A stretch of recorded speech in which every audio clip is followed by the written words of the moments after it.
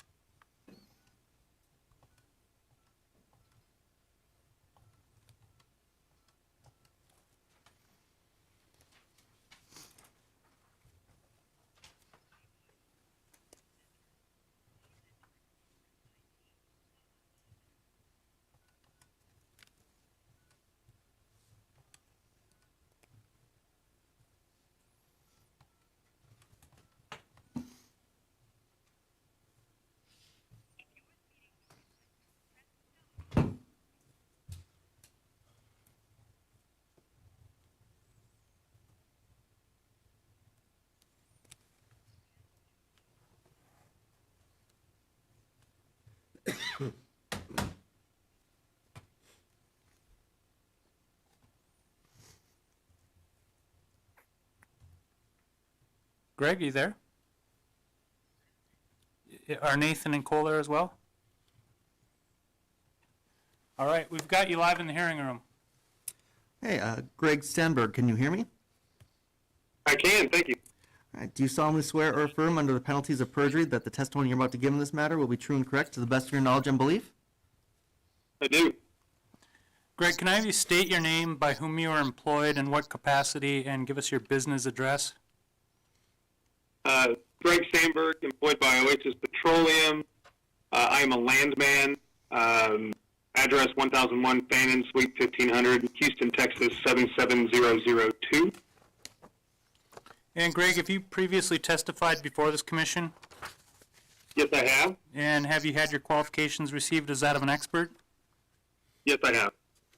And Greg, you're familiar with the land matters and have created exhibits for each of these 4 hearings today? That's correct. Okay, I'd move the testimony of Mr. Sandberg be received as that of an expert in these cases. The testimony will be received as that of an expert. And Greg, let's go ahead and start with exhibit number L1, if you can identify the proposed spacing unit in this case. Absolutely. So L1, the regional locator map, shows the proposed spacing unit of section 17, 20, and 29 of Township 155 North, range 102 West. Okay, and let's move on to L2. L2 displays the same proposed spacing unit, shows our working interest in that unit of 54.99%. Okay, and then let's move on to L3. Can you give us the breakdown of the existing units that make up this proposed 1920?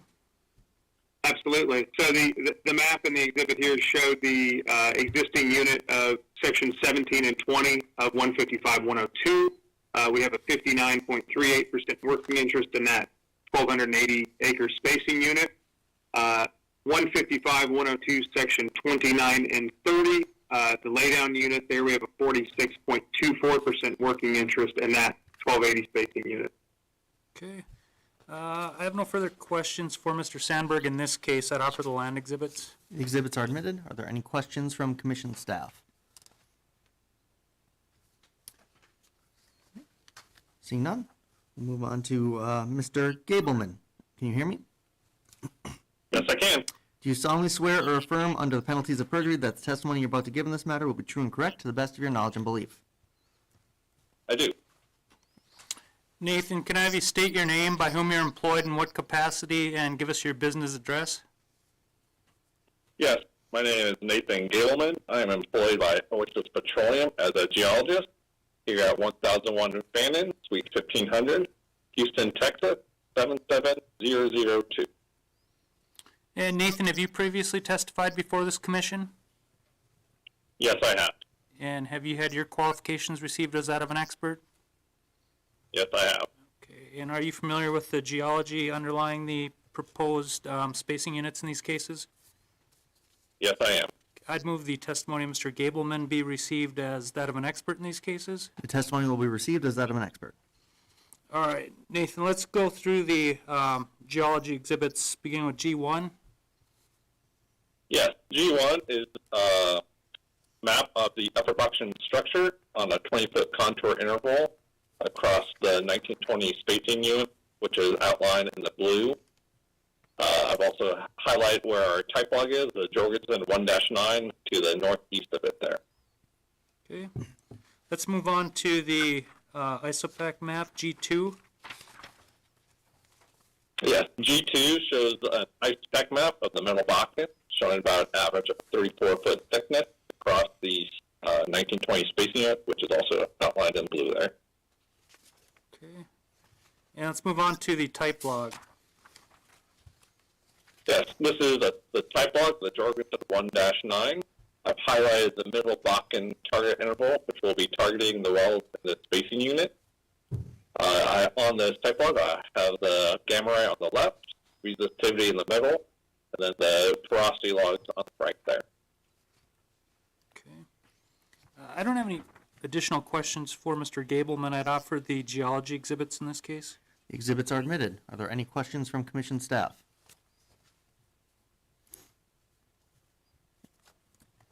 Seeing none, we'll move on to your last witness here. Mr. Crothers, are you on the line? Yes, sir. Hey, good morning. Good morning.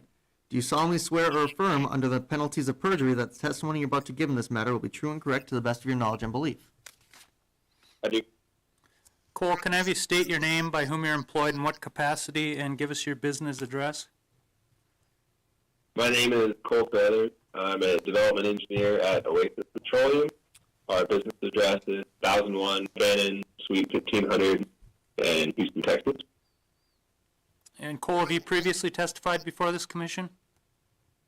I have. And have you had your qualifications received as that of an expert? I have. Okay. And you've put together some engineering-related exhibits for these hearings? Yes, sir. Okay. I'd move the testimony of Mr. Carruthers be received as that of an expert in these cases. The testimony will be received as that of an expert. And Cole, let's start with your exhibit E1. If you can, I guess, identify the proposed 1920 as well as how that relates to the other cases. Okay. In E1 here, we're showing our 4 cases that we're about to present to y'all. The case outlined in the red dash line is the case we're on right now, number 29284. In this case, we're looking to combine section 17, 20, and 29. Within this spacing unit, we have 2 existing wells, one going from the northern line down south 2 miles, and then we have one in our way down in the southern section that is drilled to the west. Okay. Let's go ahead and move on to E2, and if you can just take us through your proposed development plan specifically for the 1920 in this case. Okay.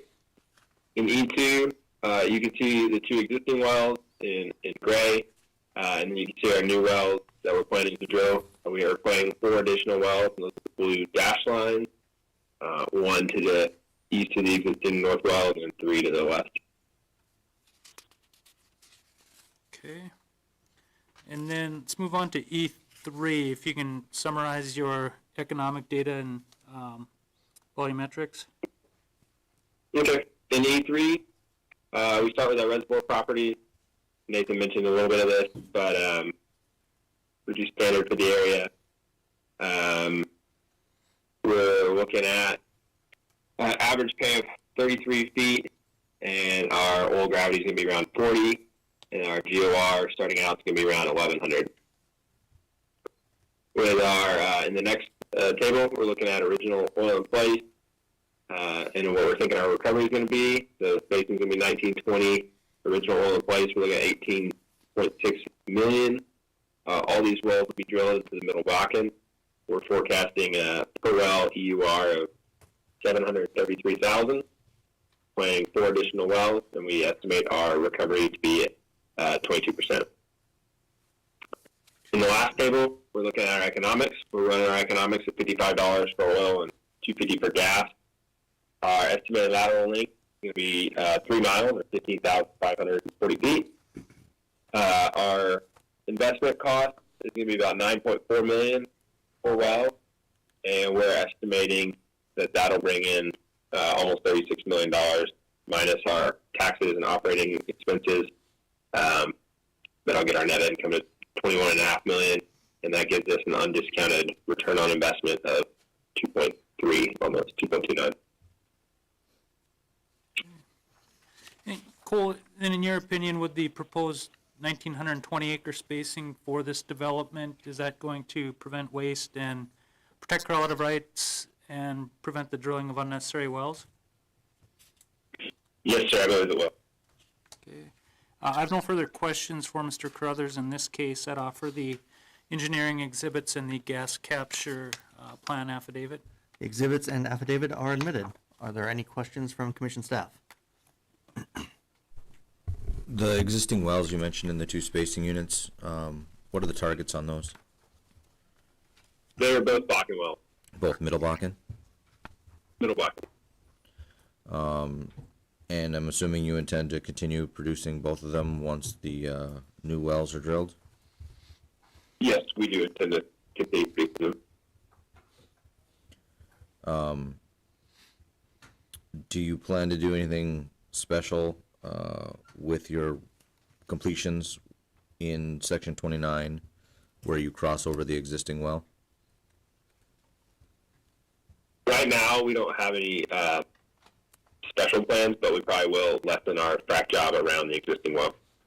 Decrease our standard proppant near that well more. And I guess the last question here, I guess, the two easternmost wells that you plan to drill, where you're proposing them on either side of the existing north-south well, is there any plan or intent to tighten up the spacing between those two wells in section 29, where you'd have a big, where you don't have a north-south well? You're saying to kind of slant it back towards the empty spacing? Right. We've been looking at that. There's no plan yet, but that is an option. Yes. Okay. Thank you. Thank you.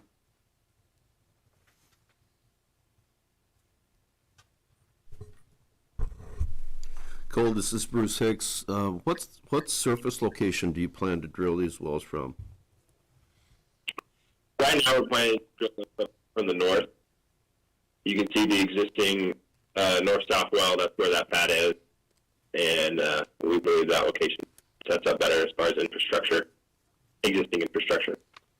Okay, so you'll have to expand that pad to accommodate 4 more wells? Is that right? Well, I'm not saying we're going to drill from that pad necessarily, but we're looking at creating a new pad to the north or expanding an existing pad. I don't think we have a set pad yet. And would you intend to batch drill all 4? Yes, we would drill all 4 of these at the same time. And what is your timing? These are on the schedule for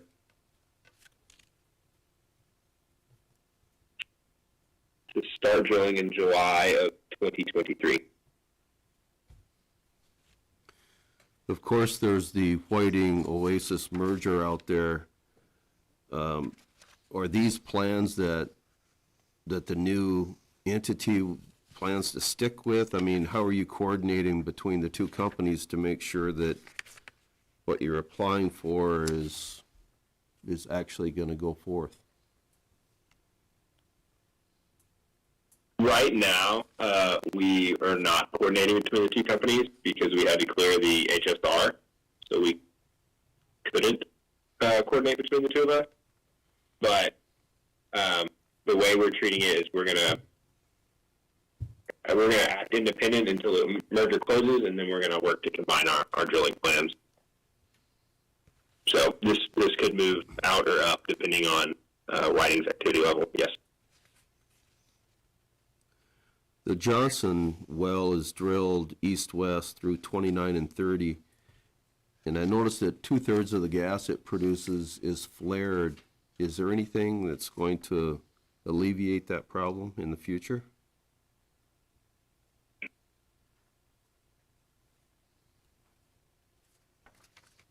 Right now, I don't know of anything that would alleviate that problem. And on Exhibit E3, you're showing an initial gas-oil ratio. How do you plan to produce the wells? What type of artificial lift? These would go to ESP after they free flow, and then once we've drawn them down on ESP, we're going to put them on rod lift.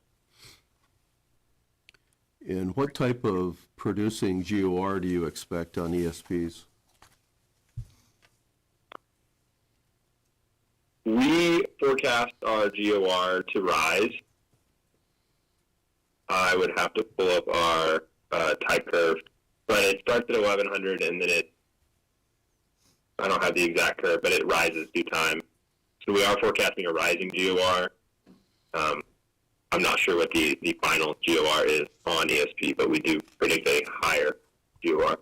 Our ultimate peak GOR is 2,500 MCF per barrel, but I'm not sure the exact date and time that happens on our type curve.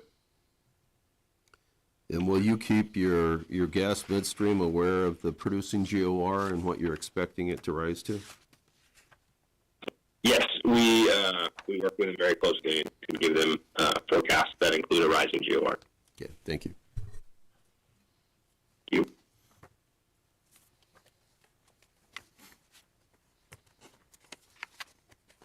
Are there any further questions from commission staff?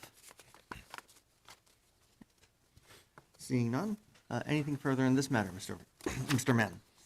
No, Mr. Examiner, thank you. All right. This will conclude the hearing for case number 29284. Moving on, case number 29285.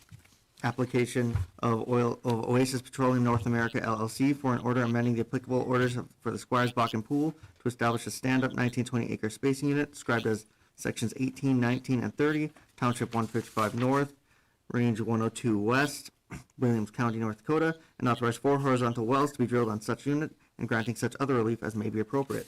Will all interested parties please come forward?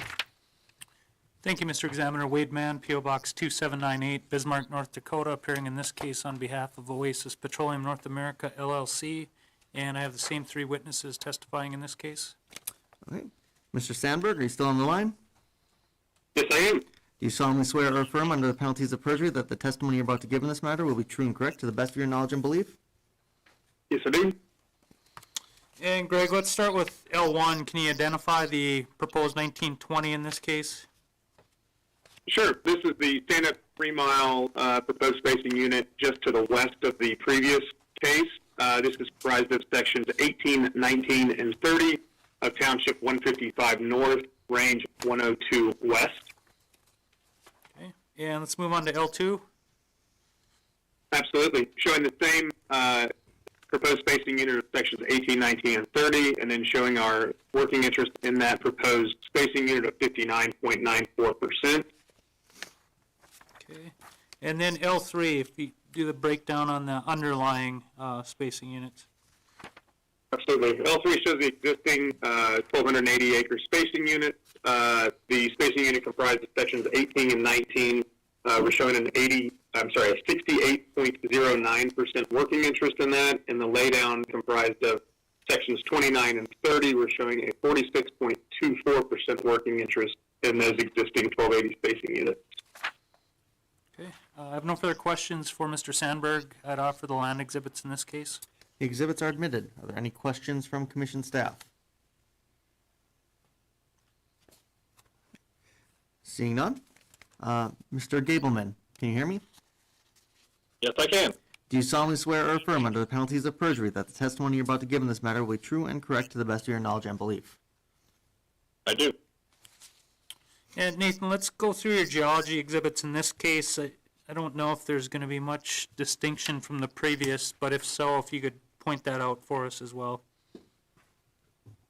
Yeah, sorry on G1, there's no real difference as from the case 29284 previously, just the updated DSU highlighting sections 18, 19, and 30.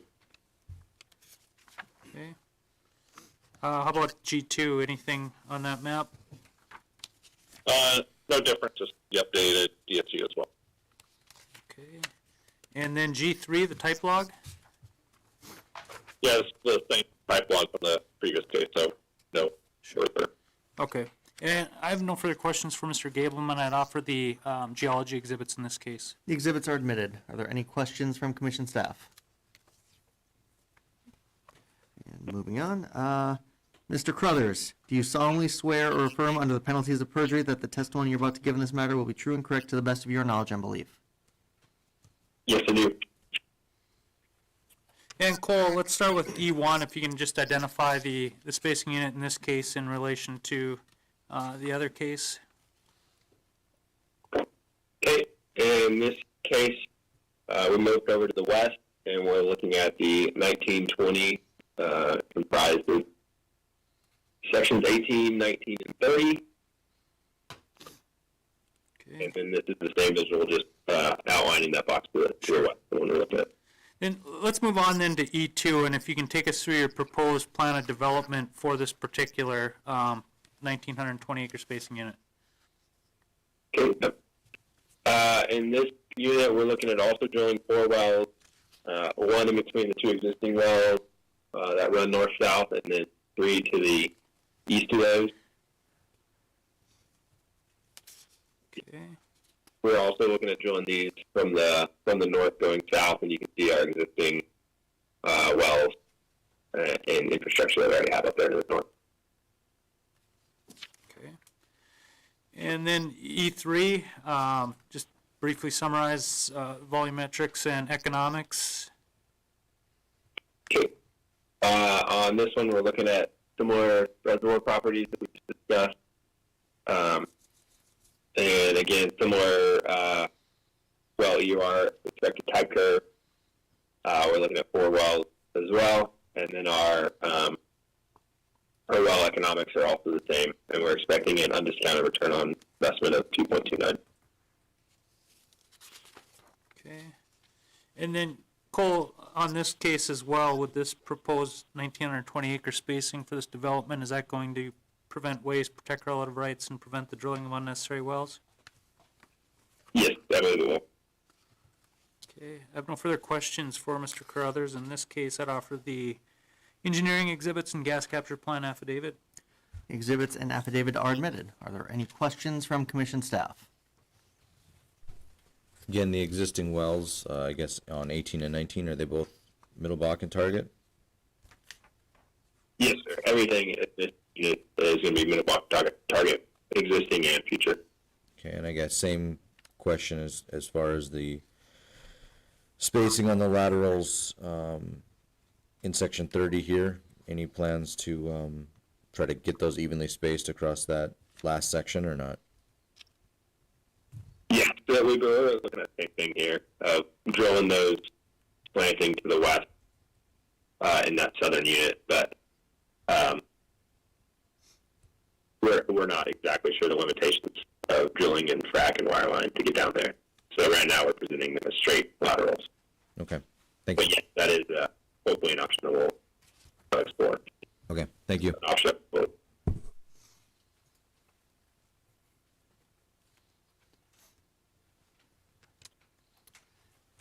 Are there any further questions from commission staff? Seeing none, anything further in this matter, Mr. Mann? No, Mr. Examiner. And that will conclude the hearing for case number 29285.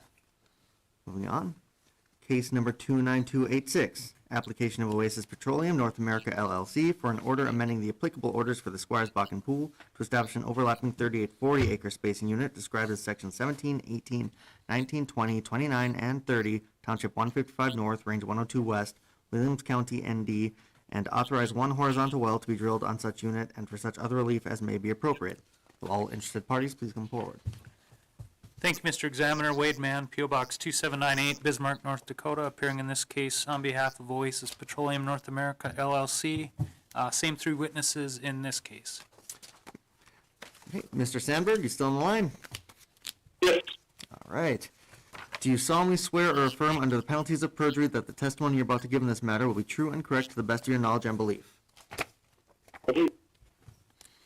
Greg, let's start with L1. Can you identify the proposed 3840? Absolutely. L1's a locator map showing the proposed spacing unit of section 17, 18, 19, 20, 29, and 30 in Township 155 North, 102 West. Okay. And then Exhibit L2? L2 shows the same post spacing unit. The 3840, our working interest be 57.9%. Okay. And L3, I think between the last 2 cases, we've kind of gone through this, but just take us through that real quick. Yeah, L3 shows the 3 underlying units, the 2 stand-up and the 1 laydown, all existing 1280 spacing, and our corresponding working interest to each one of those on the exhibit. Okay. I have no further questions for Mr. Sandberg. I'd offer the land exhibits. The land exhibits are admitted. Are there any questions from commission staff? Seeing none. Mr. Gableman, do you solemnly swear or affirm under the penalties of perjury that the testimony you're about to give in this matter will be true and correct to the best of your knowledge and belief? Yes, I do. And Nathan, with respect to these geology exhibits, I think you've probably touched on everything with the previous 2 cases, since these these exhibits combine those two spacing units into one overlapping 3840, but if there's anything you'd like to highlight with respect to the geology on this 3840, can you just highlight that as you go through the exhibits? Yes, concerning geology, there's nothing materially different from previous cases, just the updated 3840, combine the sections highlighted through there. Both. Okay, I have no further questions for Mr. Gableman. I'd offer the geology exhibits in this case. The exhibits are admitted. Are there any questions from commission staff? Seeing none. Mr. Crothers, do you solemnly swear or affirm under the penalties of perjury that the testimony you're about to give in this matter will be true and correct to the best of your knowledge and belief? Yes, I do. All right, Cole, can you take us through exhibit E1? E1, similar to what we have been looking at, but we're looking at spacing one well down the section line in the center of the two units. And then E2, can you just describe how you developed the proposed 3840 with the section line well? In E2, we're looking at one well down the zero line in between the two sections. And there'll also be a middle blocking well. And let's just briefly go through the economics and volumetric data for this particular spacing unit. Okay. Reservoir properties are the same, and then the original oil in place. It just changed to that 3840 spacing, so it's a little higher. Our well EUR type curve is still at 733,000 barrels of oil, and we just plan on one well, so our recovery factor is low for the entire large unit. On our economics, these are the same economics we were looking at. We're looking at a discounted return of 2.29. Sure. And again, Cole, in your opinion, would the 3840 spacing for these for the single section line well, is that going to prevent waste, protect relative rights, prevent the drilling of unnecessary wells? Yes, I believe it will. Okay, I have no further questions for Mr. Crothers. In this case, I'd offer the engineering exhibits and the gas capture plan affidavit. The exhibits and affidavit are admitted. Are there any questions from commission staff?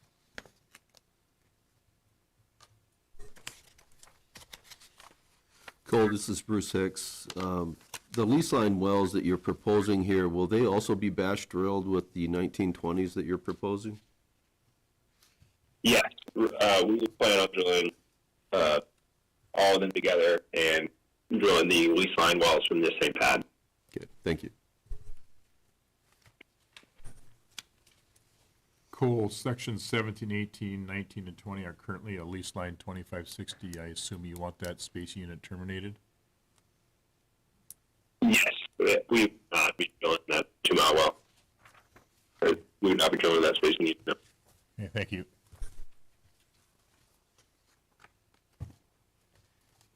Any further questions from commission staff? Seeing none. Anything further, Mr. Mann? No, Mr. Examiner. That will conclude the hearing for case number 29286. Moving on, case number 29287.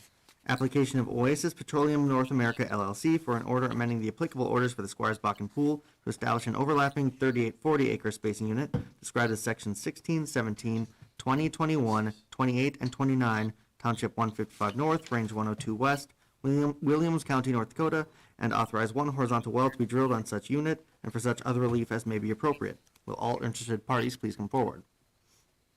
Thank you, Mr. Examiner. Wade Mann, P.O. Box 2798, Bismarck, North Dakota, appearing in this case on behalf of Oasis Petroleum North America, LLC, and the same 3 witnesses will testify in this case. All right, Mr. Sandberg, do you solemnly swear or affirm under the penalties of perjury that the testimony you're about to give in this matter will be true and correct to the best of your knowledge and belief? I do. And Greg, can you identify with L1 the proposed spacing unit we're discussing in this case? Sure. The regional locator map here shows the, this is going to be the eastern section line of the larger unit we looked at previously, comprised of sections 16, 17, 20, 21, 28, and 29 of Township 155 North, Range 102 West. Okay. And Exhibit L2? L2 shows our working interest in the same proposed 3840 spacing unit at 31.85%. Okay. And then L3, if you can take us through the breakdown of the underlying spacing units. Absolutely. So we're going to start at the top here. The green outline shown as map depiction A there is an Oasis-operated stand-up unit we've covered before. We have a 59.38% working interest in that unit. B is a Grayson Mills-operated 1280. We have a 26.1% working interest in that, and that is comprised of sections 9 and 16. The third one there, map depiction C, the orange outline, is the laydown we previously discussed covering sections 29 and 30. We have a 46.24% working interest in there. And the two last ones, section 21 is a 640 and section 28 is a 640 spacing unit, are both EOG operated, and Oasis does not have a working interest in those two 640 spacing units. Okay. I have no further questions for Mr. Sandberg. I'd offer the land exhibits. The exhibits are admitted. Are there any questions from commission staff? Greg, on Exhibit L3, you're indicating the DSU size is 1280 for the map depiction of D and E. Those are both 640, as you mentioned, right? Yeah, that's correct. Forgive my oversight. And you do have a less than 50% working interest in the proposed 3840. Are you working with the other working interest owners on the area on operatorship? We have not contacted them on this spacing hearing, but we have not heard back from them as far as having any issues with it. Okay, well, we would want you to reach out to them so they were aware that this is coming. Absolutely, will do. Thank you. Are there any further questions from commission staff? Mr. Gableman, do you solemnly swear or affirm under the penalties of perjury that the testimony you're about to give in this matter will be true and correct to the best of your knowledge and belief? Yes, I do. And Nathan, again, with your geology exhibits, just kind of briefly go through those and identify if there's anything different than you previously testified to. Yes, there's nothing materially different compared to the previous cases, just the updated proposed 3840, highlighting all of the sections for this case. And same type log in G3. Same type log. Okay. I have no further questions for Mr. Gableman. I'd offer the geology exhibits. Exhibits are admitted. Are there any questions from commission staff? Seeing none. Mr. Crothers, do you solemnly swear or affirm under the penalties of perjury that the testimony you're about to give in this matter will be true and correct to the best of your knowledge and belief? Yes, I do. Cole, can you take us through exhibit E1? Okay, in E1, we're showing the same visual, but that eastern section line is outlined in the red dashes. And then let's move on to E2. Can you describe how you developed the proposed spacing unit with the section line well? Okay. In E2, we're showing one middle Bakken well going right down the zero line of the section line. Okay. And then E3, if you can summarize the reservoir data and economics. Okay, we're using very similar, or the same reservoir property, similar original oil in place, and our 733 MBO type curve. We're drilling one well, so our recovery factor is 2%, and then our economics are also the same as the previous three cases, and we're expecting an undiscounted return on investment of 2.29. And Cole, again, for this spacing and development, is that going to prevent waste, protect relative rights, prevent the drilling of unnecessary wells? Yes. I have no further questions for Mr. Carruthers. In this case, I'd offer the engineering exhibits and gas capture affidavit. The exhibits and affidavit are admitted. Are there any questions from commission staff?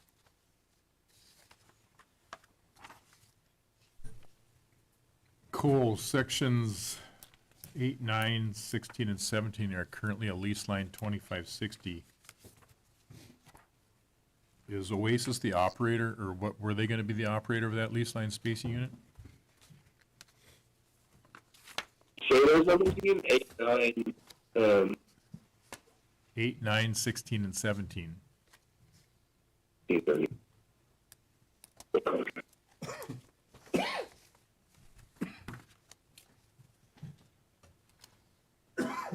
I'm not sure if we're the operator or not.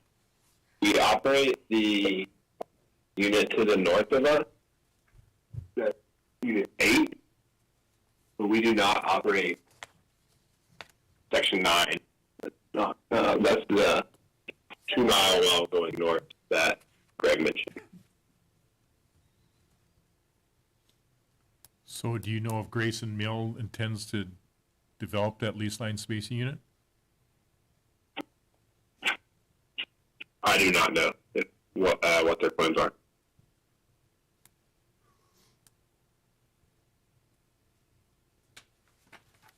I'd like to request that Oasis reach out to Grayson Mill to see if they plan to develop that spacing unit, and if they do, then obviously we have an issue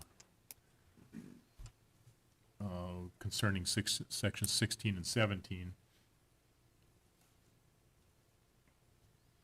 Okay, we can do that. We can reach out to them. Okay, thank you. And obviously inform us of what the outcome is. We will do that. Thank you.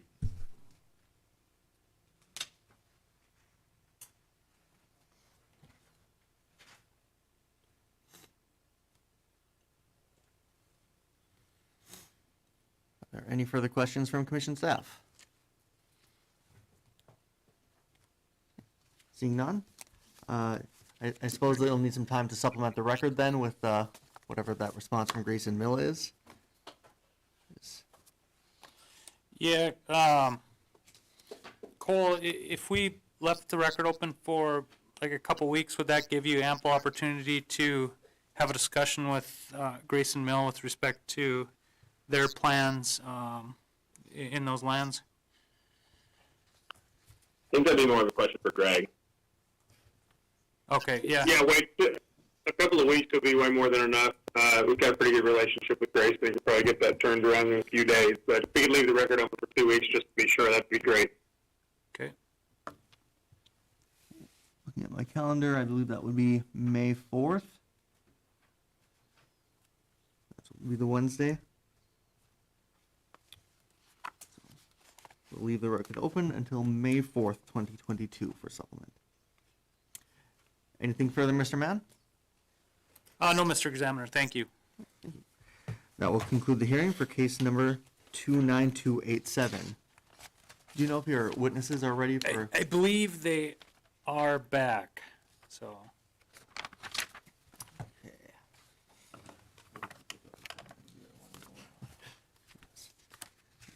Call the case then. So moving on, case number 29282.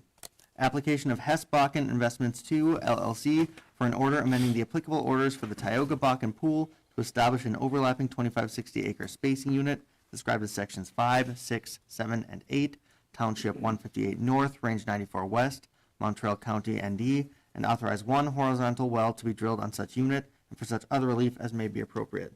Will all interested parties please come forward? Thank you, Mr. Examiner. Wade Mann, P.O. Box 2798, Bismarck, North Dakota, appearing in this case on behalf of Hess Bakken Investments 2 LLC. I have 3 witnesses appearing telephonically in this case and the same 3 in the next case. And it will be Jordan Payne, Lee Bartholomew, and Aisha Keshemir. And I'll call them now.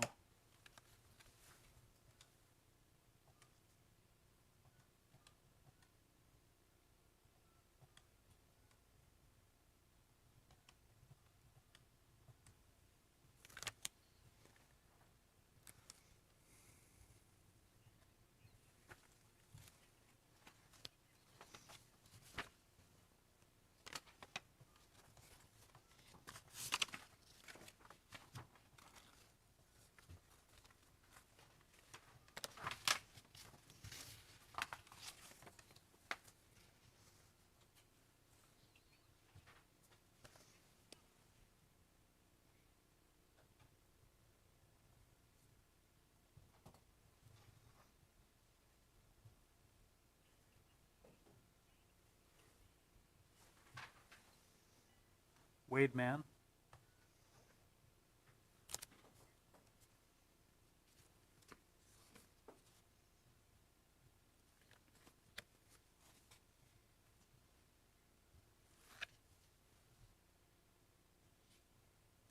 Jordan, can you hear me? All right, you have everybody else with you as well? Yes, we are all present. Okay, we're live in the hearing room now. Okay. All right, Mr. Payne, do you solemnly swear or affirm under the penalties of perjury that the testimony you're about to give in this matter will be true and correct to the best of your knowledge and belief? Yes, I do. Jordan, can I have you state your name, by whom you're employed, in what capacity, and give us your business address? My name is Jordan Payne. I'm employed by Hess Corporation as a senior landman. Business address 1501 McKinney Street, Houston, Texas 77010. And Jordan, have you previously testified before this commission? Yes. Have you had your qualifications received as that of an expert? Yes. Okay, and you're familiar with the land matters associated with these proposed spacing units? Yes, I am. Okay, I'd move the testimony of Mr. Payne be received as that of an expert in these cases. The testimony will be received as that of an expert. And Jordan, let's start with Exhibit E1, if you can identify the spacing unit for us.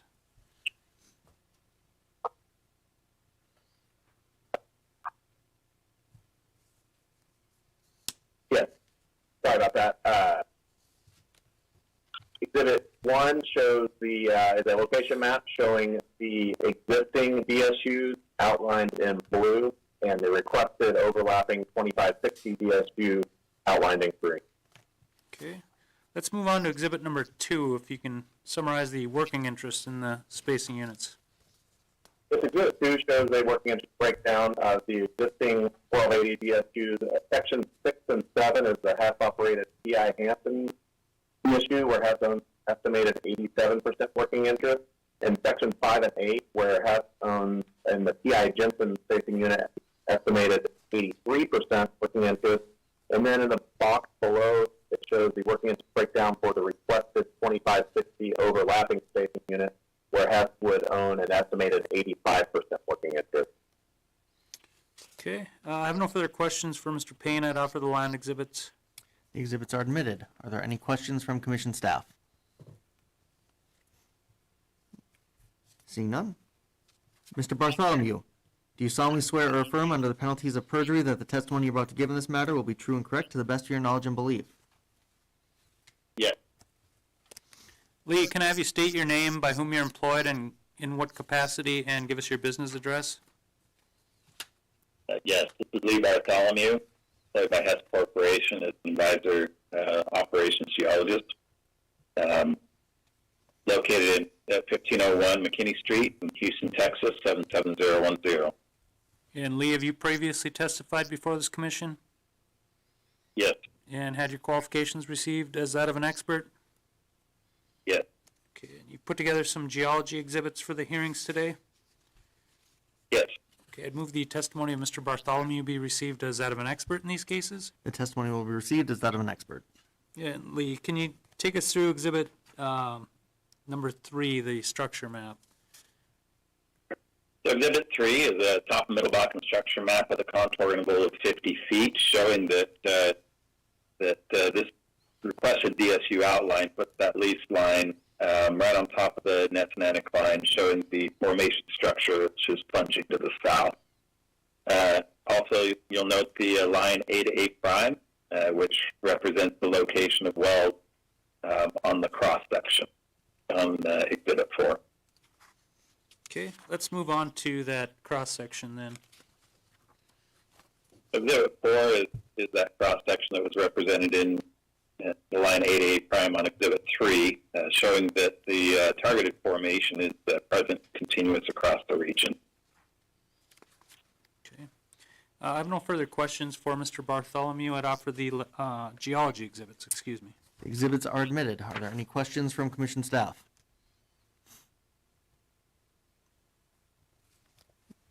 Seeing none. Ms. Keshemir, do you solemnly swear or affirm under the penalties of perjury that the testimony you're about to give in this matter will be true and correct to the best of your knowledge and belief? Yes, I do. Aisha, can I have you state your name, by whom you were employed, and in what capacity, and give us your business address? Sure. Aisha Kashmir, Reservoir Engineer employed by Hatch Corporation, located at 1501 McKinney Street, Houston, Texas 77010. And Aisha, have you previously testified before this commission?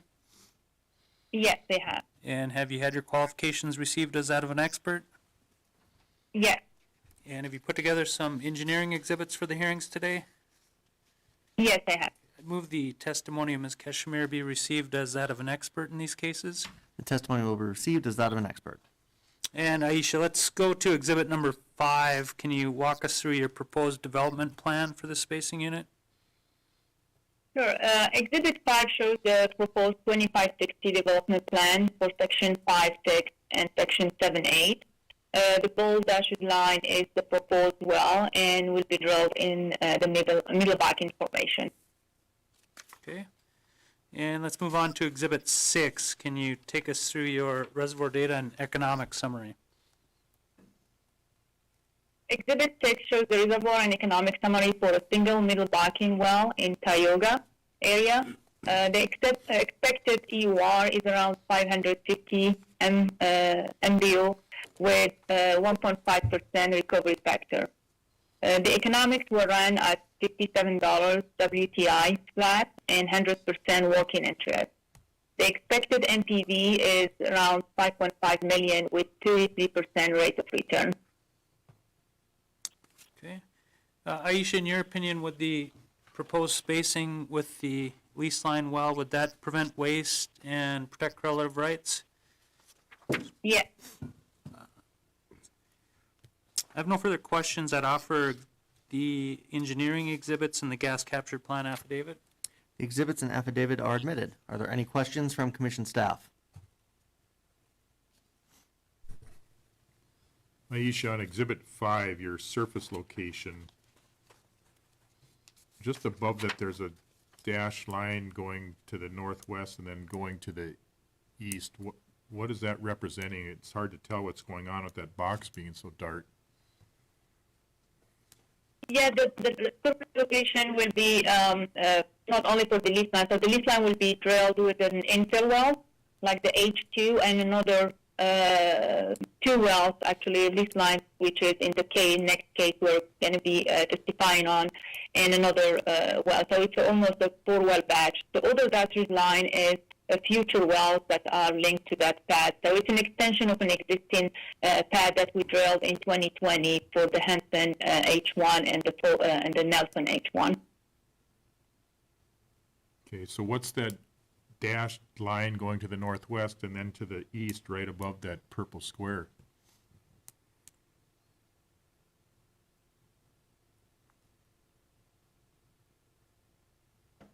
Oh, that's an idea typo. It's actually just a well, but it's not. It shouldn't be. Is that representing the lease line well for the next case?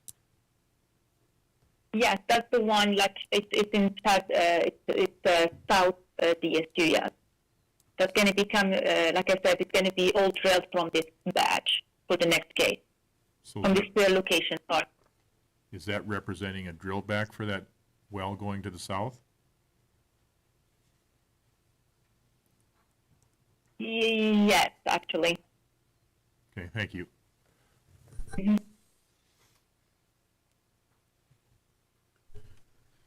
Aisha, this is Bruce Hicks. Looking at that same exhibit, I noticed the 2 existing wells do have drill backs that go across the spacing unit, outside your spacing unit, and then you're drilling back. But all your 1280s that you're proposing, your drill backs don't exit the spacing unit in which they're being drilled. Is there a practice in the future that you're going to try to avoid doing that, or is that not the case? For now, it's just an estimation how we're going to be drilling. That's for sure. We will try to practice on this well. But those are far in the future. So we right now it's just like you can see in the drawing. It is showing that we may be avoiding some drill back. Okay, thank you.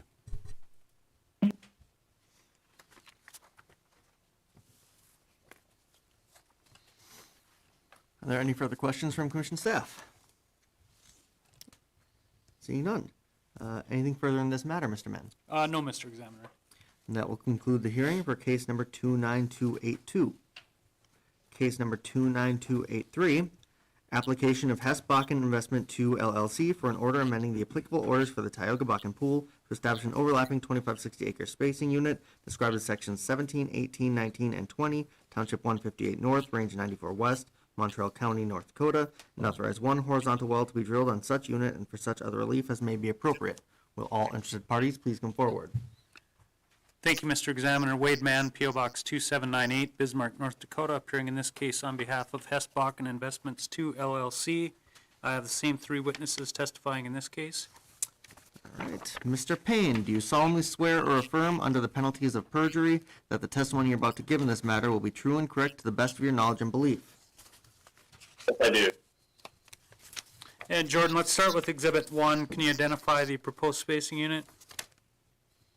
Yes, Exhibit 1 shows the proposed location for the spacing unit, where in Township 158 North, Range 94 West, the existing 1280 spacing units are outlined in blue, and the requested overlapping 2560 DSU is outlined in green. Okay. And let's move on to Exhibit number 2. Can you take us through the working interest? The two of the work breakdown in Section 18 and 1280, known as the PI FOSSA, has owns an approximate 85% working interest. And in Section 17 and 20, known as the PI Vulcan spacing unit, where Hess owns an approximate 88% working interest. And then in the box at the bottom of the exhibit, you'll see in the proposed 2560 overlapping spacing unit, Hess owns an approximate 87% working interest. Okay. I have no further questions. I'd offer Exhibits 1 and 2. Exhibits are admitted. Are there any questions from commission staff? Seeing none. Mr. Bartholomew, do you solemnly swear or affirm under the penalties of perjury that the testimony you're about to give in this matter will be true and correct to the best of your knowledge and belief? Yes. All right. Lee, can you take us through your structure map, Exhibit 3? Exhibit 3 is the top and middle Bakken structure map with a contour interval of 50 feet, showing the location of the requested 2560 DSU, and that it is located just east of the top of the Nesson Anticline, showing the formation is dipping to the south-southeast. The line 88 prime is representing the location of wells used in the cross-section in Exhibit 4. Okay. And let's move on to the cross-section. So Exhibit 4 is a cross-section representing wells that are located on the line 88 prime from Exhibit 3, flattened on the top of the middle Bakken. Showing that the targeted formation is present and continuous across the area. Okay. I have no further questions for Mr. Bartholomew. I'd offer Exhibits 3 and 4. Exhibits are admitted. Are there any questions from commission staff? Seeing none. Ms. Getchemire, do you solemnly swear or affirm under the penalties of perjury that the testimony you're about to give in this matter will be true and correct to the best of your knowledge and belief? Yes, I do. Aisha, let's look at Exhibit number 5. Can you describe your proposed development plan for the spacing unit? Sure. Exhibit 5 shows the proposed 2560 development plan for Section 17, 18, and Section 1920. The bold dashed line is the proposed well, and this well will be drilled in the middle Bakken formation. Okay. And let's move on to Exhibit 6. Can you walk us through the reservoir data and economics? Sure. Exhibit 6 shows the reservoir and economic summary for a single well in the middle Bakken formation in Tioga area. The expected EUR is around 600 MBO with 1.9% recovery factor.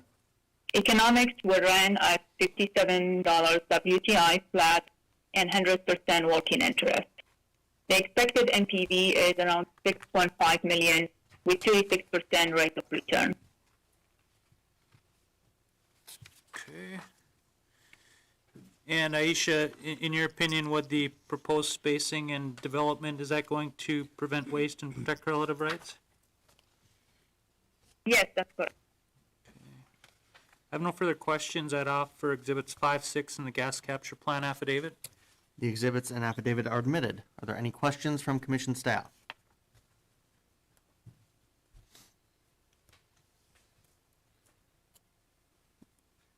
Seeing none. Is there anything further in this matter, Mr. Mann? No, Mr. Examiner, thank you. And that will conclude the hearing for case number 29283. Hold on.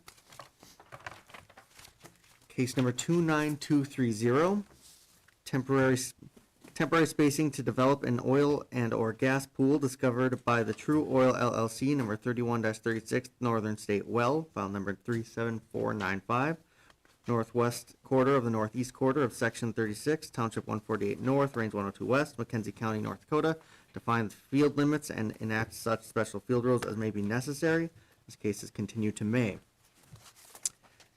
Case number 29046, application of Kraken Operating LLC for an order amending the applicable orders for the Oliver Bakken Pool to establish a stand-up 1920 acre spacing unit described as section 33, township 158 north, range 98 west, and sections 4 and 9, township 157 north, range 98 west, Williams County, North Dakota, and authorize 2 horizontal wells to be drilled on such unit, granting such other relief as may be appropriate. This case is continued to May.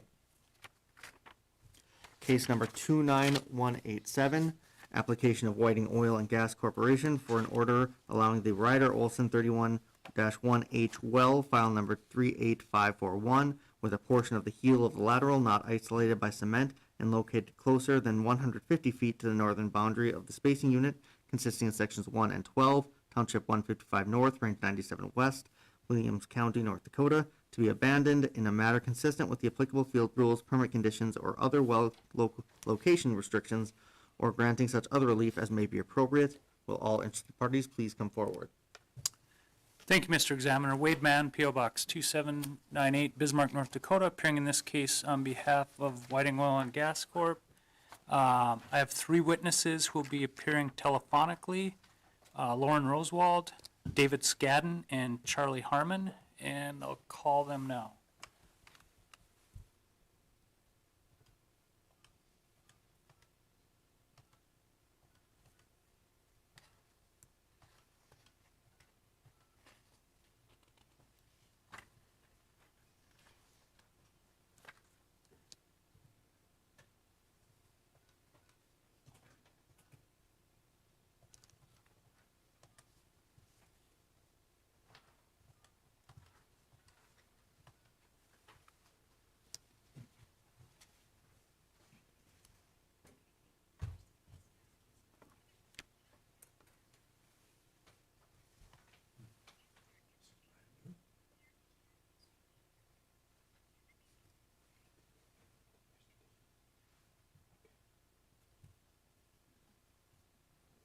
Lauren, can you hear me?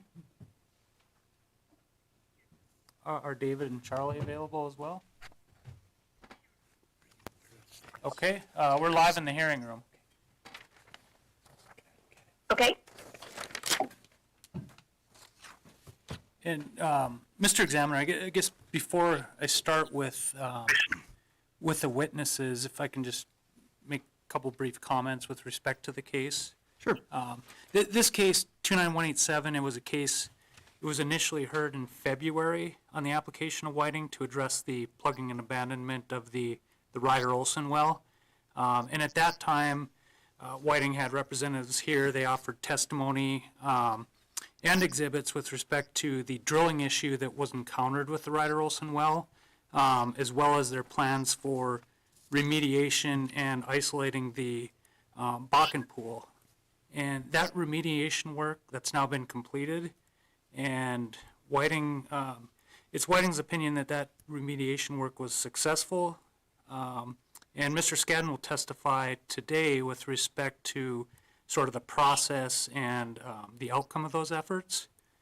And also back in February when we testified, primarily Charlie Harmon on behalf of Whiting, had offered some testimony and exhibits with respect to potential future development in the event that, if Whiting wasn't successful.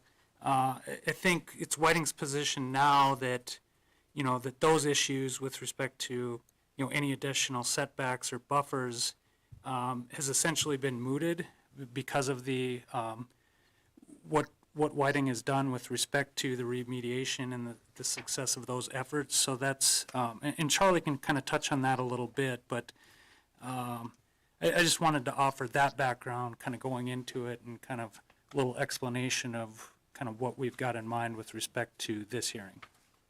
So, and with that, Lauren Rosewald will be the land witness testifying for. Before you start, Wade, are you also representing Hess? I am not, Mr. Hicks. I believe Tom Throne, submitted a letter on behalf of Hess. Whiting has seen that letter. They've been in communication with Hess, but I am not representing Hess on that case. Tom Throne is. Okay, and I should mention that the letter from Hess indicates that they believe that Whiting is going to indicate that there is not any exclusion zone required, and they are in agreement with that, although they have not done an independent study. They are just depending upon what Whiting's expertise is. Sure. And yeah. And they further said that if we do want to enter into some type of exclusion zone where you can't complete in it, that they want this case continued to me.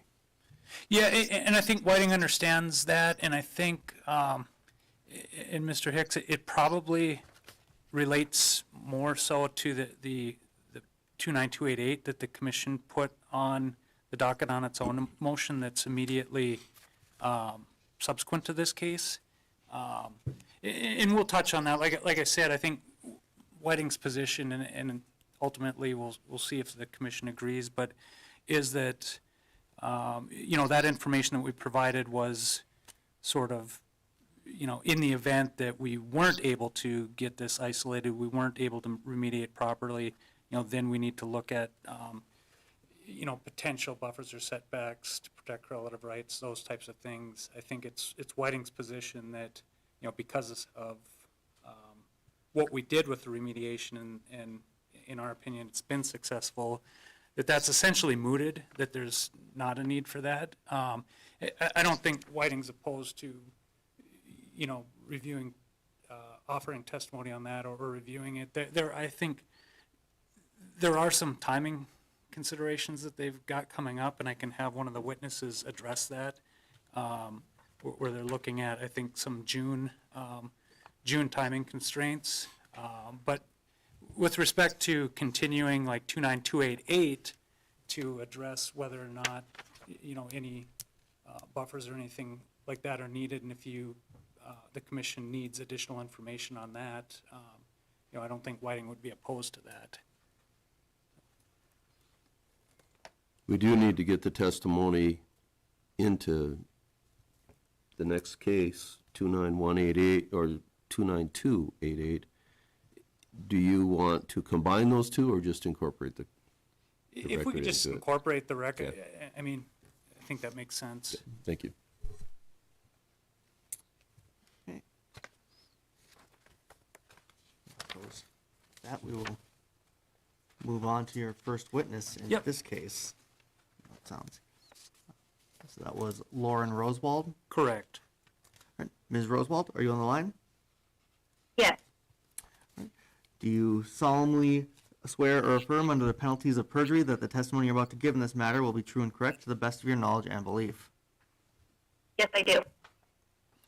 Lauren, can I have you state your name, by whom you're employed, in what capacity, and give us your business address? Yes, my name is Lauren Rosewald, and I'm a landman for Whiting Petroleum Corporation, located at 1700 Lincoln, Suite 4700, Denver, Colorado, zip 80203. And Lauren, have you previously testified as an expert before this commission? I have. Okay. And you actually have testified in this particular case at the February hearing, is that correct? That is correct. And you're familiar with the land issues associated with this case? I am. Okay. And I guess, Mr. Examiner, I guess Ms. Rosewald has previously been accepted as an expert in this case in February. I don't know if we need to renew that or... We might as well renew it since it's Sure. another day here. Yeah. So I guess I would request that her testimony in this case be received as that of an expert. The testimony will be received as that of an expert. And Lauren, just to kind of get ourselves reoriented with respect to what we're talking about, can you identify, the area that we're looking at in your first exhibit L1? Yes, so Exhibit L1 is our locator map, and as you can see, we have the Dollar Joe field outlined in red. Okay, and then let's move on to L2. If you can just identify the spacing unit for the Ryder-Olson, and then the additional surrounding spacing units that we were previously discussed. Yes. So in Exhibit L2, our land plat and offsetting operators, we have the Ryder-Olson 311H in Township 155 North, Range 97 West, in Sections 1 and 12, where Whiting has a working interest of 89%. The offsetting operators are also depicted on L2. Sure. I have no further questions for Ms. Rosewald in this case, and I'd offer the land exhibits. The exhibits are admitted. Are there any questions from commission staff?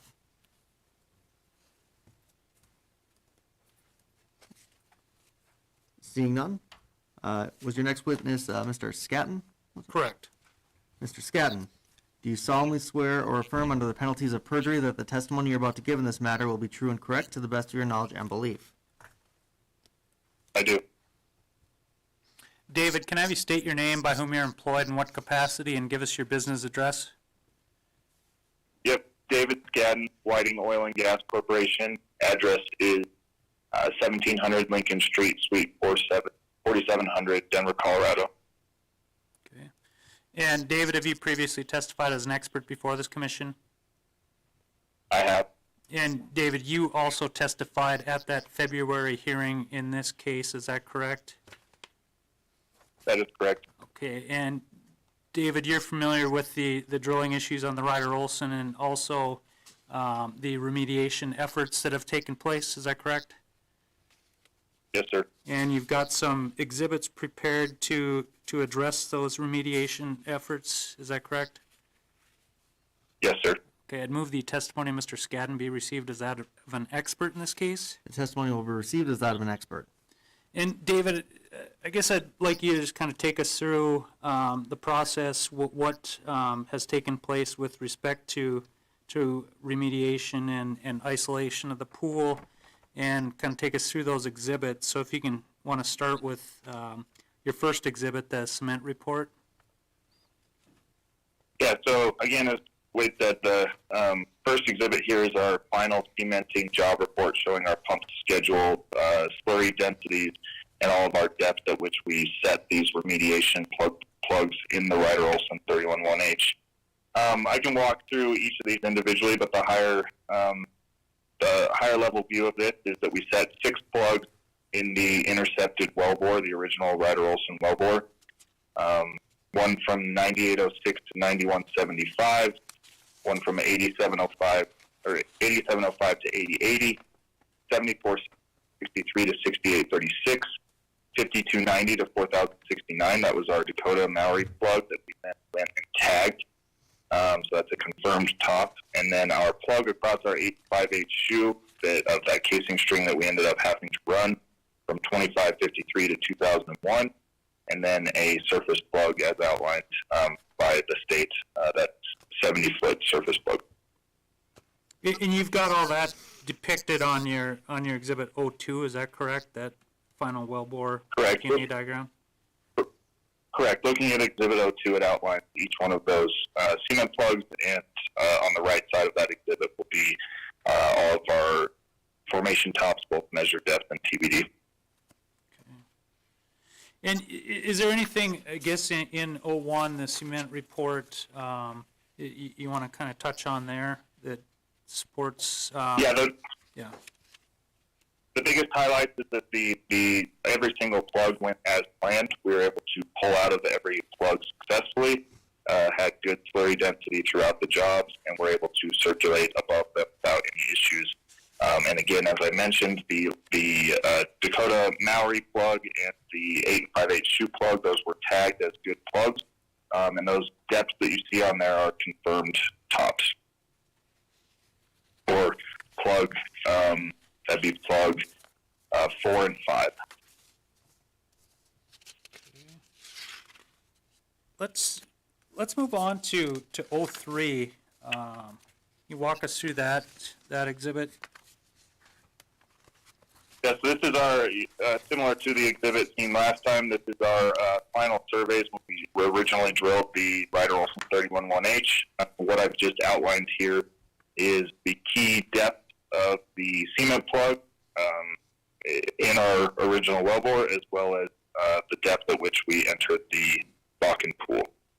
And obviously the final depth that we reached at the original drilling of the well.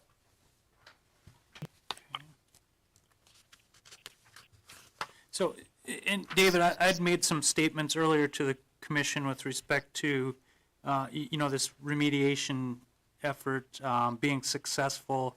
Is that correct in your opinion? Yes, we were able to get as far as physically possible within the original wellbore without losing our BHA and our drill string and causing ourselves larger issues, and then executed the plugs as able on the way out of the hole as outlined in our original plan. Sure. I don't have any additional questions for Mr. Skadden at this time. I'd offer 01 through 03. The exhibits are admitted. Are there any questions from commission staff? David, this is David Tabor. How did Whiting know, or how does Whiting feel that they achieved entering the original wellbore? Yeah, several indicators. Number one being our surveys that we had, both of the old well and our new well. Hole conditions were troublesome throughout, not anywhere like normal drilling conditions. We also took a couple major loss events, upwards of 150 barrel losses immediately, as though we were filling our open wellbore that we had. And then we also did see gas as when we re-entered the wellbore, we did see gas. So those three things combined, hole conditions, surveys, and the things we were seeing at surface, including gas, were our indicators.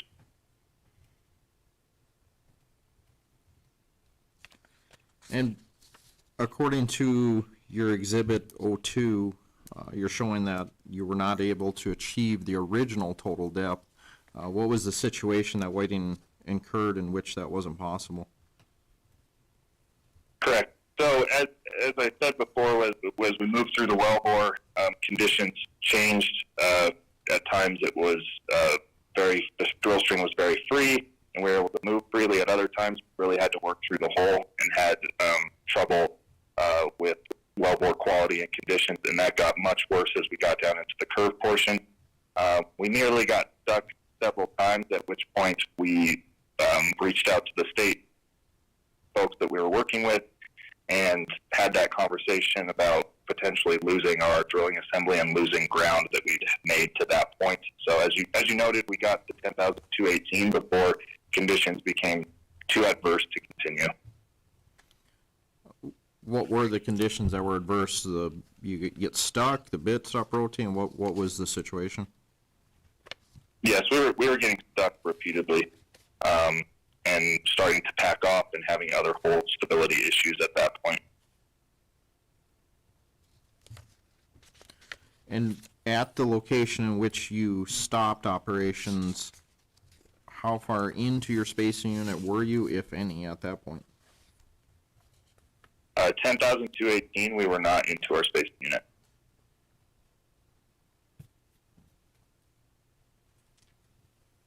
How many feet are you short of your spacing unit at that point? measured depth, we were 212 feet short.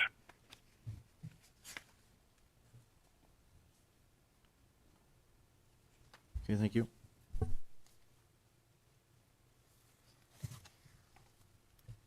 David, on Exhibit 02, you reached the deepest depth at 10,218. Why didn't you set a cement plug there? So as mentioned, we were getting stuck and having major problems with the curve portion. As we were working with the state to come up with plans forward, we pulled back up above the curve to get ourselves to a safe place where we could circulate and freely move the pipe.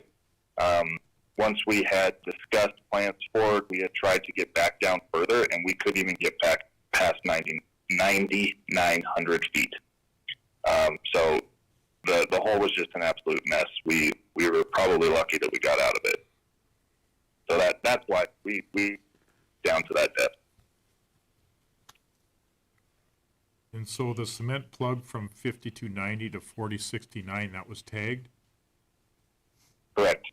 And the cement plug from 2553 to 2001, that was tagged?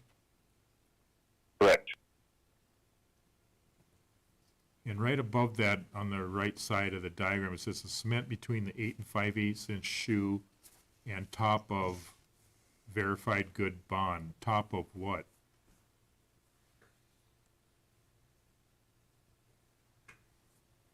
I'm just reading through this one more time. I think we might just have a typo there. I think what it's referencing here is that the cement bond between the 8 and 5/8 and formation below the 9 and 5/8 shoe, that was the good bond, and then below that we had cement found down to, I believe it was 2,000, 20, right around that 2,000 foot mark. And then if you recall from our previous meeting, the trouble zone really is what we were trying to cover with the 8 and 5/8 shoe, and we clearly lost cement off in the formation from that point. But the good quality cement was from our top job, where we pumped cement down the 8 and 5/8 by 9 and 5/8 shoe, pumped that down the backside, and essentially squeezed it down, and we verified that cement below the 9 and 5/8 and between the 9 and 5/8 and 8 and 5/8 with a USIT log.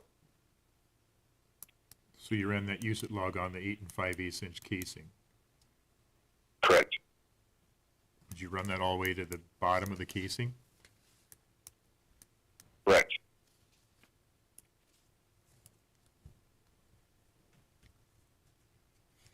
So the way the wellbore sits right now, you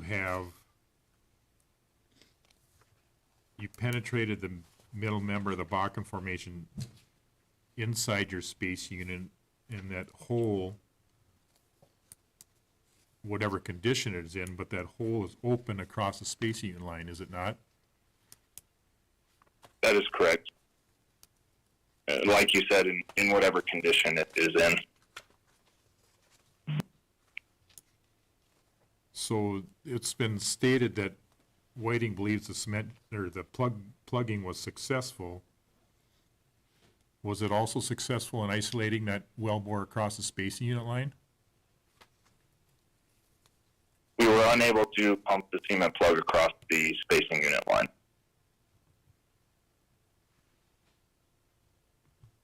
So if a well were drilled in the spacing unit above it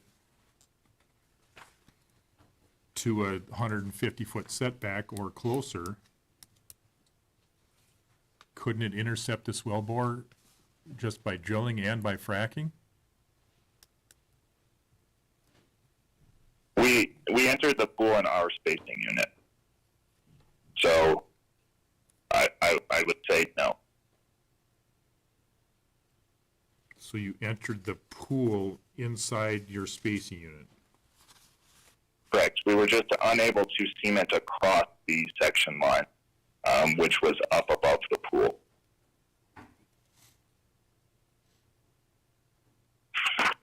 We actually entered the pool at 57 feet from north line, which would have been 10,497, 10,063 TBD.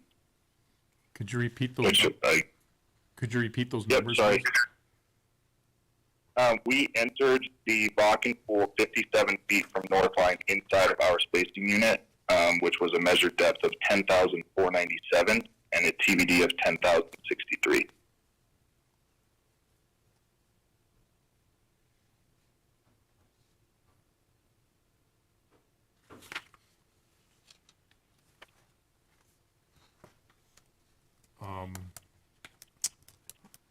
We'll have to verify those numbers and with the cement plugs that you have now set. So I believe until we do that, we don't know if we're gonna establish any exclusion zone at this point.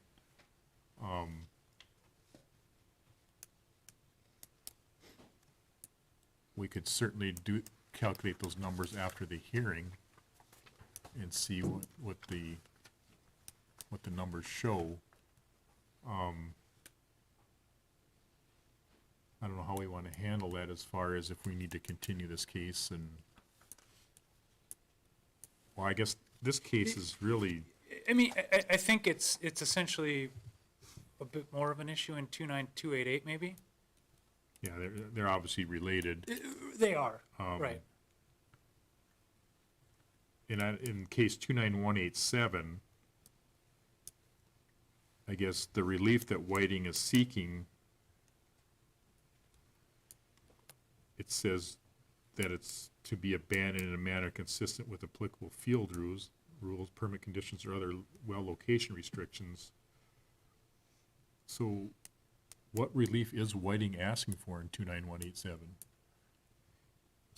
I guess essentially approval for, that the P&A and the remediation was, properly undertaken.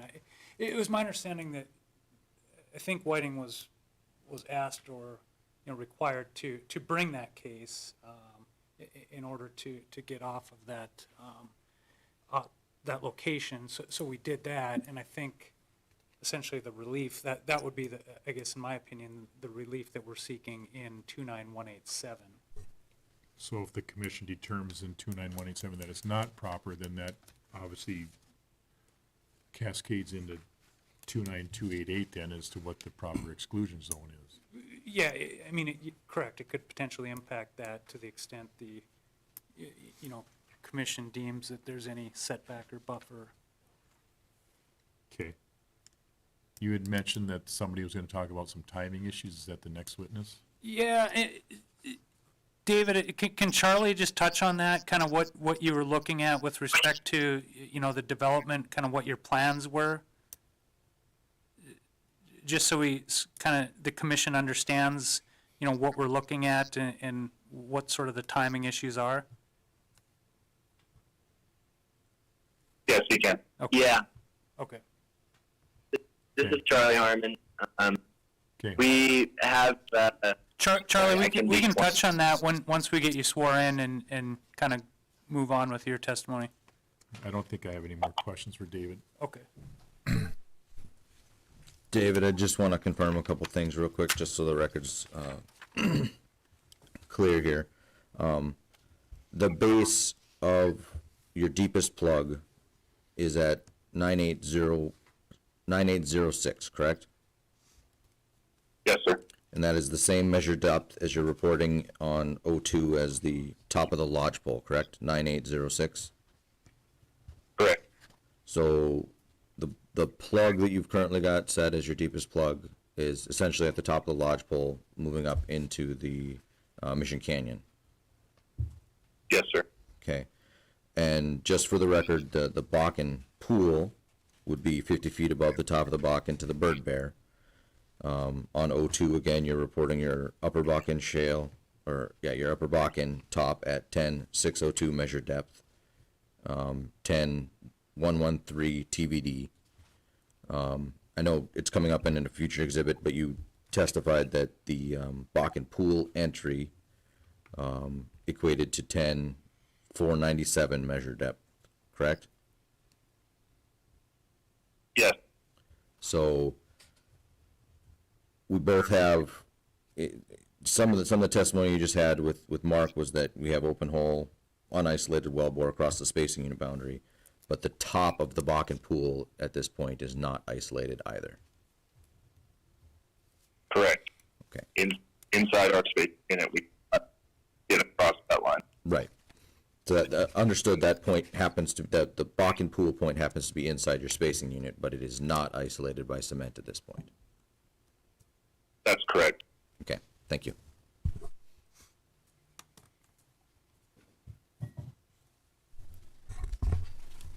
David, you had mentioned that there was a USIT log run on the 8 5/8.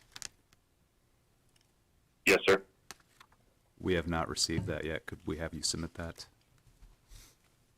Yeah, I can do that. I would give it to Mark and Gunther when we ran it, so I'll make sure that you get it. Okay, thank you. David, this is Bruce Hicks. We would want to incorporate the well file and all logs on this well to make sure that we have all the information we need on it. Yeah, I'll make sure that you have everything. Thank you.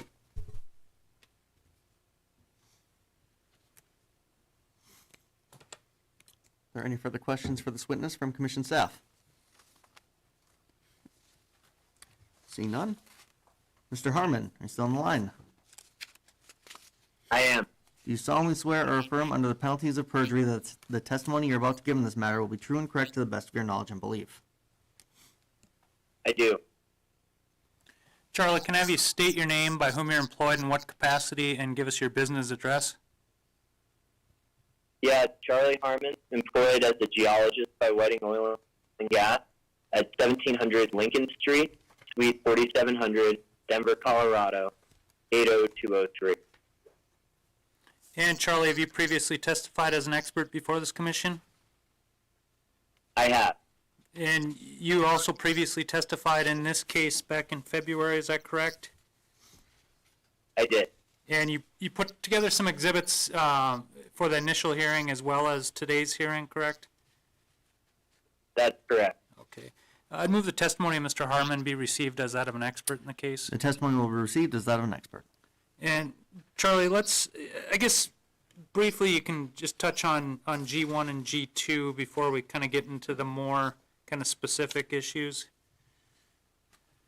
Yeah, exhibits G1 and G2 show the typical Upper Bakken Shale structure map and the type log that we provide for most of our testimony, both for Dollar Joe Field in the area of Ryder Olson, 31-1H well. Okay.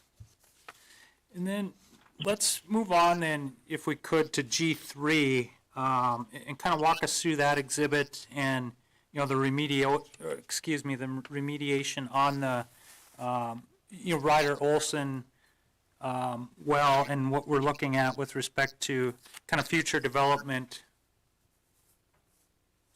Yeah, so G3 is showing a map of kind of the existing well bores in the area of the Ryder Olson 31-1H, where I'm noting its surface hole location in the northwest quarter, the northeast quarter of Section 1. It then deviates to the west-northwest, and you can see indicated on the survey where our base of cement is in map view. South of there, you can also see indicated, as David mentioned, about 57 feet south of the north line, we have where that wellbore entered the Bakken pool. And then further south, you can see the original bottom hole.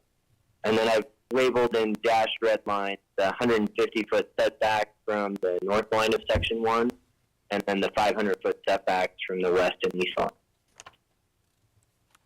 Okay. And now let's move on to G4. If you can kind of take us through what, I guess, what your plans are, your proposal with respect to future development now after the remediation. Yeah, and so we have 3 approved drilling APDs in the spacing unit. They're shown in the dashed blue line. They're named the Richard Olson 31-1HR, the Ryder Olson 31-1HR, and the Mariah Olson 31-1HR2. With conditions of approval associated with any exclusion zone from this case. So I'm just showing their locations in relation to the Ryder Olson, which we've made our best effort to remediate, and as well as demonstrating that our pre-drill plan shows distance between the Ryder Olson re-drill, the HR, and the original well. We've also shared these figures and our cement plugging efforts with Hess, and on those conditions, we both agree that we would support no exclusion zone given the current conditions of the Ryder Olson. Sure. And Charlie, you recall back in February, you testified and you had a number of exhibits where you'd done some pretty extensive analysis of, potential buffers, setbacks, those things. In your opinion, after this remediation, do you feel that any of those buffers would be necessary? I do not. Okay. You're comfortable, after doing all that analysis and then after reviewing the results of the mediation that correlative rights will be protected with the existing sort of setbacks in the field orders in light of the remediation? Yeah. Okay. And then on the timing issue, and Mr. Bohr was asking about, and as it ties into the development, can you touch on, what the plans are and what your timing is and why, I guess, timing is a bit of a concern? Yeah, I would pull back from the concern language and just, note that we have the approved APDs with the condition on the exclusion zone. And so, reasonably timely resolution of that is all we're looking for. Okay. That's all the questions. And to be clear the condition of approval is on the completion and not the drilling. And so, that's the most, kind of the furthest detail we have on that. Okay, gotcha. That's all the questions I have for Mr. Harmon at this point. I'd offer the geology exhibits. The exhibits are admitted. Are there any questions from commission staff? Charlie, have you started drilling any of the wells, the 3 wells that are permitted? Our first spud will be tomorrow. Charlie, you cut out, I didn't get that. Our first spud is tomorrow. Okay. Thank you. Charlie, this is David.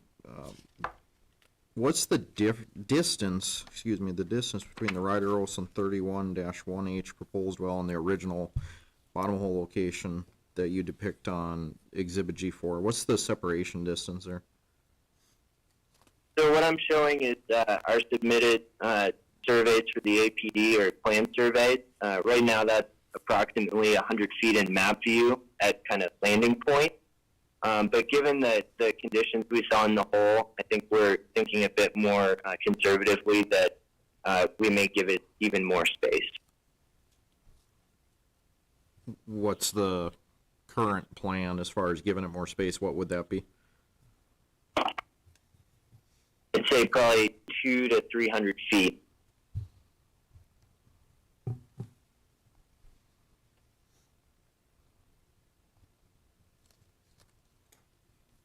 Okay, thank you. Charlie, is that 200 to 300 feet the distance between the original Ryder Olson lateral and the well that's going to be just to the east of it? Yeah. Okay, thank you. Charlie, it sounded to me like you've done a number of scenarios and studies on frac growth and so forth, and what is needed to protect yourself from going into that original wellbore. Are you planning on presenting any of that information in the next hearing? No, I think we're comfortable with what we testified on in February as kind of a very conservative depiction of kind of worst case scenario with marginal, like practically no remediation of the Ryder Olson. So given the degree of remediation we achieved, I feel comfortable that we're not going to hit the original rider, and we certainly don't want to. So in that original case, did you submit any of the information on fracture growth and how you would avoid that original wellbore? I think what we submitted for that February case, I think it kind of speaks for itself. I think the only thing I might add to that is that given that this original wellbore was completely unstimulated, that I feel like there's a very low risk of seeing a considerable communication to that well with the new one.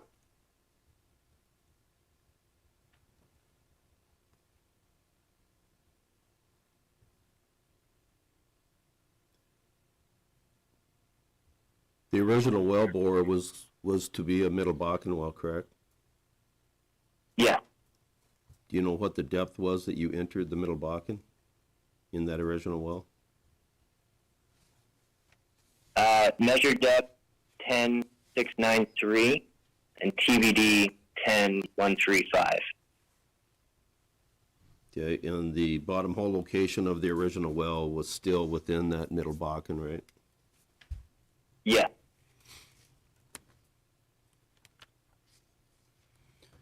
I was really unsure on what you were getting at as far as timing goes. Are you just requesting the commission make a decision on whether or not there's going to be an exclusion zone and do that as soon as possible? It didn't sound like you needed that information prior to drilling your 3-well pad. That's correct. We certainly would appreciate understanding the need for the exclusion zone for completion. In that 3-well pad, do you plan to zipper frac those wells? Yes. Are they on your schedule yet? Yeah, they're scheduled right now for June 22nd start. Okay, thank you.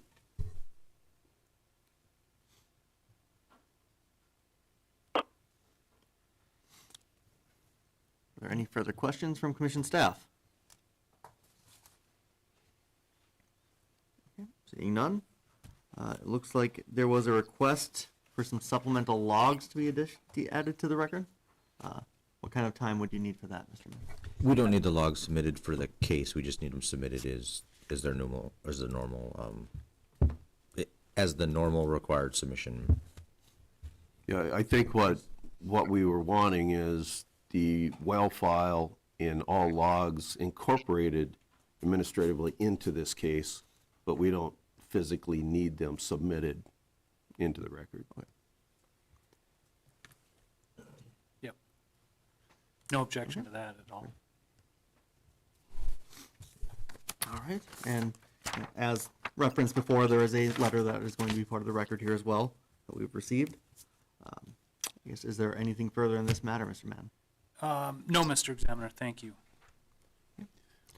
Wade, if the commission does decide that there needs to be some type of exclusion zone, it's your stance that Hess was talking about the next case and had nothing to do with this well, so you would still want a timely order issued on this well? Correct. Correct. Okay, thank you. Yeah, and then I think as kind of Charlie clarified, the timing issue is with respect to completion, which is scheduled for June 22nd, so.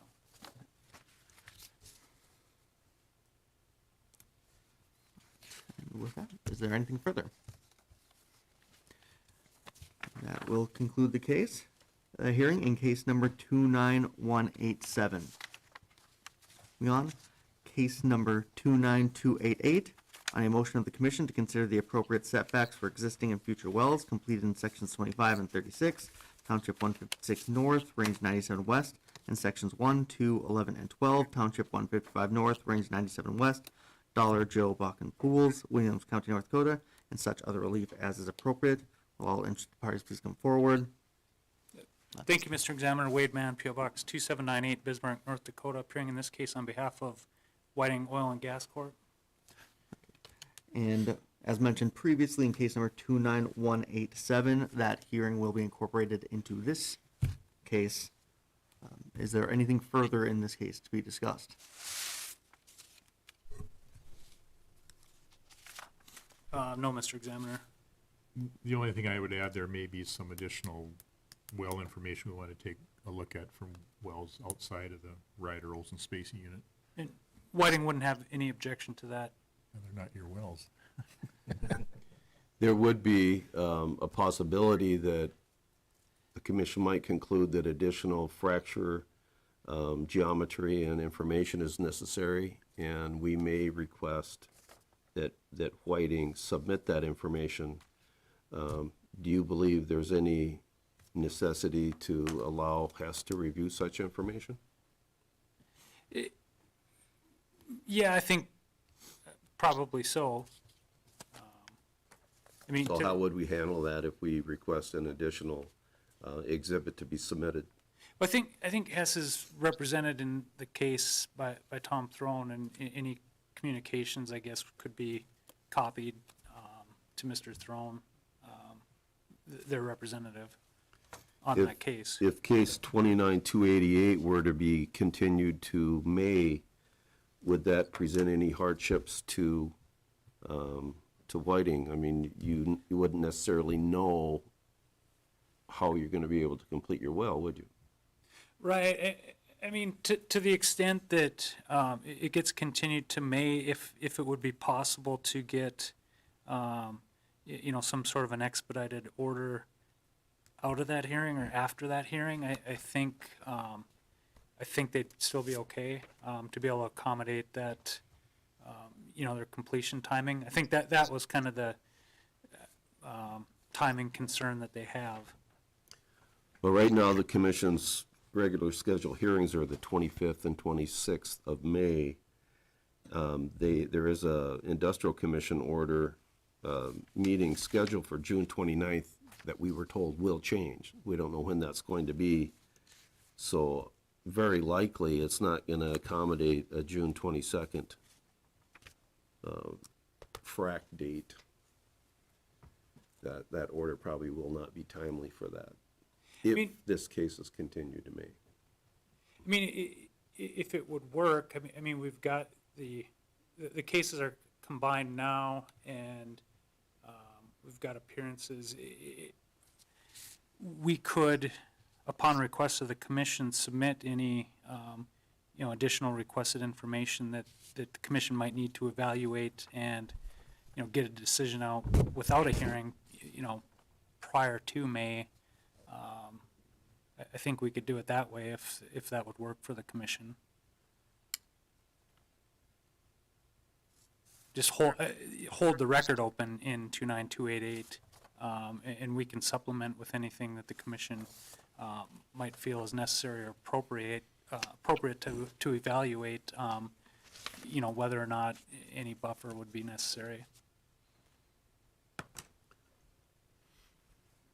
And then we have the Hess issue that you said that they should have an opportunity to comment on. And you're suggesting that we also handle that just administratively in an open record, is that right? I think it could be handled that way. I mean, if Hess opposed, I mean, that would be up to them through their counsel in this case to, make some sort of statement on that. If an exclusion zone is not designated or required, then the director can sign the order and it's not an issue. Right. But if we do have an exclusion zone, then very, very likely that will go to the commission and we'll have an issue. Understood. Yeah, thank you.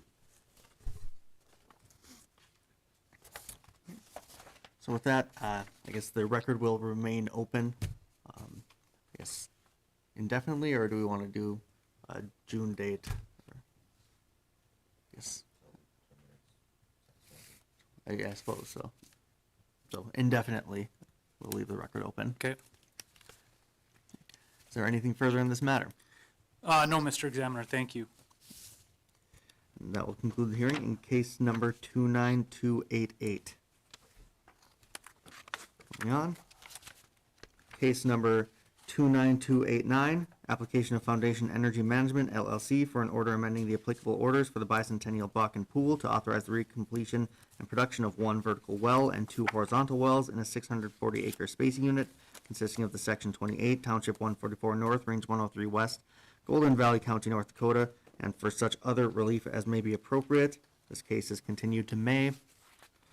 Case number 29073, application of WPX Energy Williston LLC for an order amending the field rules for the Hart Butte Bakken Pool, Dunn and McLean Counties, North Dakota, to create and establish the following 2 overlapping 1920-acre spacing units comprised of sections 22, 23, and 24, and 25, 26, and 27, all in Township 149 North, Range 91 West, authorizing the drilling of up to 5 horizontal wells in each proposed overlapping 1920-acre spacing unit, and an overlapping 38, 40-acre spacing unit comprised of sections 22, 23, 24, 25, 26, and 27, all in Township 149 North, Range 91 West, authorizing the drilling of 1 horizontal well on or near the section line between existing spacing units on said proposed 38, 40-acre spacing unit and or for such other relief as appropriate. This case is continued to May.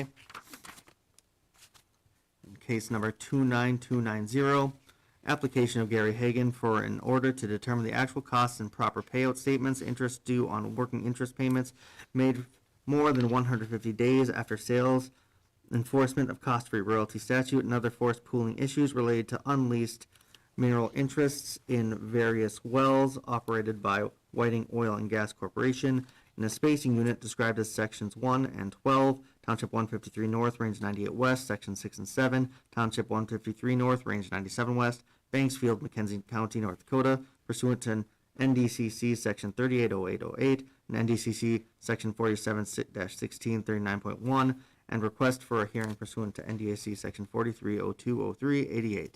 This case is continued to May. And that concludes the hearings